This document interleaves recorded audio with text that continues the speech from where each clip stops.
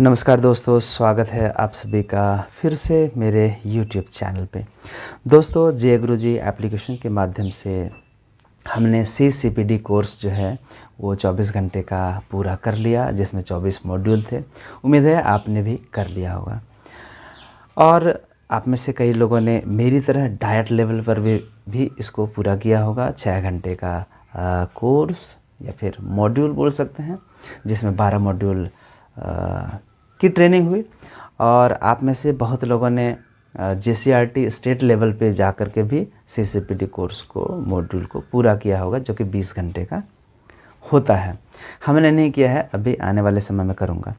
तो जब मैं जय गुरु जी एप्लीकेशन में ऑनलाइन मॉड्यूल को ट्रेनिंग को पूरा कर रहा था, उस दरमियान फीडबैक देने की भी उसमें जगह दी हुई थी। तो हमने कोशिश की है बहुत सारे मॉड्यूल में फ़ीडबैक देने की, तो उसी की एक झलकी मैं आपको दिखाता हूँ। आप लोगों ने भी कुछ ना कुछ फ़ीडबैक दिया होगा। तो चलिए शुरुआत करते हैं। पहला मॉड्यूल तो NEP 2020 था, यानी कि नेशनल एजुकेशन पॉलिसी 2020। लेकिन दूसरा जो मॉड्यूल था वो था सेल्फ डेवलपमेंट, यानी कि आत्म विकास।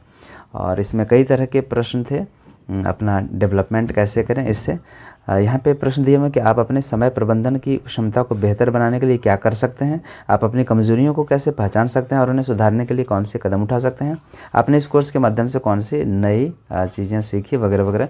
ये रिफ्लेक्टिव क्वेश्चन थे। लेकिन फीडबैक के रूप में हमने दिया है कि कार्य या चुनौतियों को लिखकर टुकड़ों में बाँटकर उनके समाधान के विकल्पों पर चर्चा करते हुए जो सबसे प्रभावकारी और प्रासंगिक होगा उसी को ही हम लोग अपनाएंगे। तीसरा मॉड्यूल था SCF-FS, यानी कि state curriculum framework foundational stage. और इसमें बच्चों के आत्मविकास और संवाद कौशल को बढ़ाने के लिए कौन से तरीके उपयोगी रहे, ऐसे रिफ्लेक्टिव प्रश्न थे। आपने कक्षा में भाषा विकास को बढ़ावा देने के लिए क्या रणनीतियाँ अपनाएं, बच्चों की मातृभाषा और अन्य भाषाओं को शामिल करने से सीखने पर क्या प्रभाव पड़ा। इसमें हमने लिखा कि speech competition, debate, mono act play, drama, song competition, cultural programs on regular basis, not only on festivals but also on every Saturday. कहने का मतलब बच्चों के अंदर जो संवाद कौशल और आत्मविश्वास बढ़ाने के लिए सिर्फ फेस्टिवल के ही अवसर पर नहीं, फेस्टिवल के अवसर पर तो करने ही चाहिए, बल्कि उसको रेगुलर बेसिस पर हम लोगों को करना चाहिए, जैसा कि हम लोग कराते हैं स्कूल में। हर सैटरडे को जो आखिरी पीरियड होता है, आखिरी घंटी होती है, उसमें हम लोग बच्चों से स्टोरी टेलिंग, राइमिंग सुनाने के लिए हिंदी में, इंग्लिश में, अपने क्षेत्रीय लोकल लैंग्वेज में, मदर टंग में कोई पहेली सुनाइए, कोई जोक सुनाइए, कोई चुटकुला सुनाइए, ये सब करते हैं। कोई एक्ट दिखाइए। तो वही हमने रिस्पॉन्स दिया है इसमें।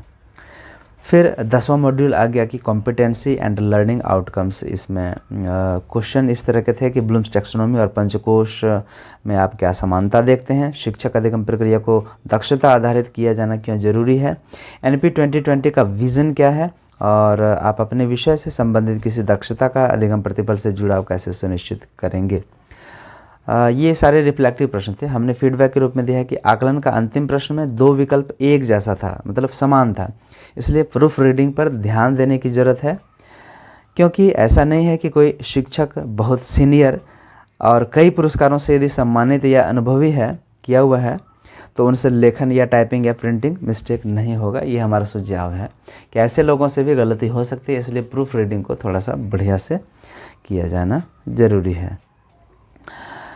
एक मॉड्यूल था 14वां, जिसमें था सील एंड जेंडर, यानी कि social, emotional and ethical learning, यानी कि सामाजिक, भावनात्मक और नैतिक अधिगम और लैंगिकता। इसमें नैतिकता की बातें थी। इसमें हमने लिखा कि मॉड्यूल बहुत अच्छा लगा, एक एक पंक्ति को सभी मॉड्यूल की तरह ध्यान से सुना। कई सारी बातें जीवन में और विद्यालय में भी अपनाता हूँ, लेकिन और भी कुछ करने की प्रेरणा मिली। जैसे फुटबॉल और क्रिकेट आदि खेल भी लड़कियां अब खेलने लगी हैं, पहले सिर्फ लड़के खेलते थे। तो यहाँ हमने जोड़ने की कोशिश की है कि अब फुटबॉल और क्रिकेट जैसे जो खेल हैं, ये लड़के और लड़कियों को साथ में ही खेलने के लिए प्रेरित करेंगे हम लोग। और यहाँ पे हमने एक सुझाव दिया है कि पंचकोश, जो कि तैत्तिरीय उपनिषद से लिया गया है, पंचकोश का सिद्धांत। इसको क्रम से बोला जाता तो अच्छा रहता। इसमें क्रम से बोला नहीं गया था, तो हमने लिखा है कि वो क्रम इस तरह है कि पहले अन्नमय कोश है, फिर प्राणमय कोश है, फिर मनोमय कोश है, फिर विज्ञानमय कोश और अंतिम में आनंदमय कोश है। धन्यवाद। फिर मॉड्यूल जो 19 है उसमें एनवायरमेंटल साइंस के बारे में था। उसमें चिंतनशील जो प्रश्न थे, रिफ्लेक्टिव क्वेश्चंस, वो इस तरह थे। पर्यावरण अध्ययन का विषय के रूप में विकास यात्रा पर चिंतनीय प्रश्न। आप वर्तमान में पर्यावरणीय संकटों को हल करने के लिए बच्चों में रचनात्मक दृष्टिकोण कैसे विकसित करेंगे। दूसरा है कि पर्यावरण अध्ययन एनवायरमेंटल साइंस के पाठ परिवार को गणित और हिंदी विषयों में जुड़ाव इंटीग्रेशन उसका करते हुए कैसे पढ़ा सकते हैं। तो इसमें हमने फीडबैक दिया कि सुंदर चर्चाएं थी, लेकिन प्री टेस्ट में 15 सवाल और पोस्ट टेस्ट में 25 सवाल नहीं होना चाहिए था। कहने का मतलब मेरा कहना था कि प्री टेस्ट में 3 सवाल 4 सवाल काफ़ी थे और पोस्ट टेस्ट में 5 सवाल 7 सवाल काफ़ी थे। यही मेरे कहने का आशय था। तो देखिए, चूँकि 24 घंटे का बोला गया था 24 मॉड्यूल, लेकिन यदि मैं अपने अंदर से सही अर्थों में बोलूं तो ये 24 नहीं बल्कि 48 से 50 घंटे हमें इसको पूरा करने के लिए मैंने समय लगाना पड़ा और काफ़ी डेटा भी खर्च हुआ। तो दरअसल ये जेगुरुजी एप्लीकेशन अभी बीटा वर्जन में चल रहा है, यानी कि टेस्टिंग फेज़ में है। इसलिए भी जब हम लोग किसी नए प्लेटफॉर्म पर ऑनलाइन कोर्स कर रहे थे तो कई सारे तकनीकी इशू हमारे सामने आ रहे थे।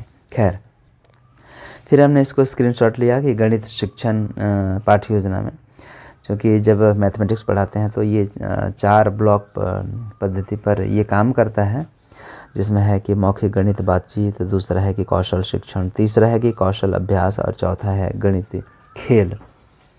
इसलिए हम ये इम्पोर्टेंट चीज़ें हैं, इसलिए हमने इसको स्क्रीनशॉट लिया है। फिर मॉड्यूल 22 जो कि मैथ्स था, जो कि मेरा फेवरेट सब्जेक्ट है, इसमें हमने रिस्पॉन्स दिया कि ये कॉन्साइज था, मतलब संक्षेप में था, कॉम्पैक्ट था, मतलब कम शब्दों में बहुत सारी चीज़ें भरी हुई थी। फिर कॉम्प्रिहेंसिव थी, मतलब वो समझने लायक थी, और एंटरटेनिंग था, मतलब काफ़ी मज़ेदार था, मनोरंजक था, एंड इफ़ेक्टिव और काफ़ी प्रभावकारी था ये कोर्स, और इन्जॉयड वेरी मच, और हमने काफ़ी इसको आनंद लिया। इस मॉड्यूल 23 यानी कि 23वां, ये था स्पेसिफिक लर्निंग डिसेबिलिटीज़, यानी कि विशिष्ट या विशेष अधिगम अक्षमता। तो इसमें कुछ चिंतनीय या फिर रिफ्लेक्टिव क्वेश्चन थे, लेकिन हमने रिस्पॉन्स के रूप में लिखा है कि learned a lot of things. इसमें हमने बहुत सारी चीज़ें सीखी, and enhanced my empathy to SLD students, और मेरे अंदर जो है समानुभूति का भाव, खास करके एसएलडी स्टूडेंट्स यानी कि स्पेशल लर्निंग डिसेबल जो स्टूडेंट्स हैं, इनके प्रति मेरी समानुभूति का भाव जो है वो बढ़ा है। तो इस तरह आपने भी फीडबैक दिया होगा, तो मुझे काफ़ी अच्छा लगा। ये फीडबैक याद के रूप में, मेमोरीज़ के रूप में हमने इस वीडियो को बनाया। तो उम्मीद है आपको भी अच्छा लगेगा। धन्यवाद।